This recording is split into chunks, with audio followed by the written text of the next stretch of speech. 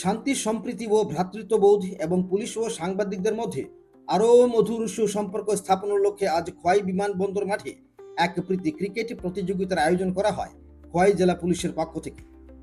ওই প্রতিযোগিতায় উপস্থিত ছিলেন জেলার পুলিশ সুপার রানাদিত্য দাস, অতিরিক্ত পুলিশ সুপার, মহকুমা পুলিশ আধিকারিক, খোয়াই থানা ও খোয়াই আউটপোস্টের 2 ওসি সহ আরক্ষা প্রশাসনের একাধিক আধিকারিকরা।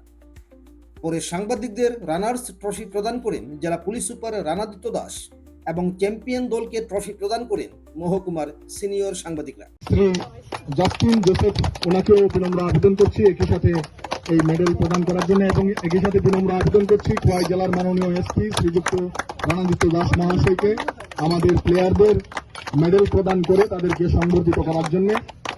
আমরা দেখতে পাচ্ছি যে আমাদের খোয়াই জেলার মাননীয় এসপি শ্রীযুক্ত রানাদিত্য দাস মহাশয় এবং খোয়াই জেলার মাননীয় এডিশনাল এসপি শ্রীযুক্ত জাস্টিন জোসেফ মহাশয়, খোয়াই এসডিপিও শ্রী কে খুদিয়া রাসু মহাশয় এবং দুজন সাংবাদিক শ্রী অসিত বরণ ঘোষ মহাশয়, মহাশয় শ্রীযুক্ত রানাদিত্য দাস মহাশয়, উনি মেডেল প্রদান করে আমাদের যারা আজকের এই গোটা খেলাটিকে পরিচালনা করেছেন, আমাদের বরণ ঘোষ, শ্রী অতনু দত্ত, শ্রী গোপাল সিং, শ্রী মানিক সরকার, ওনারা এবারে চ্যাম্পিয়ন দল মানে খোয়াই ডিস্ট্রিক্ট পুলিশের টিমের প্রত্যেক খেলোয়াড়কে মেডেল প্রদান করে সংবর্ধিত করছেন।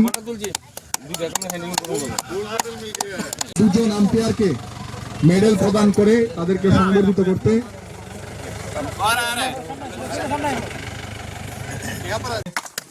এই পুরস্কারটি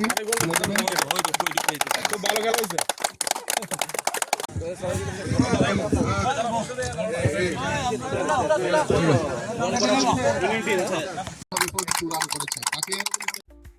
এক সাক্ষাৎকারে জেলা পুলিশ সুপার জানান যে সাংবাদিকদের সঙ্গে পুলিশের সুসম্পর্ক আরও মধুর করার লক্ষ্যে এই ধরনের একটি প্রতিযোগিতার আয়োজন করা হয়েছে।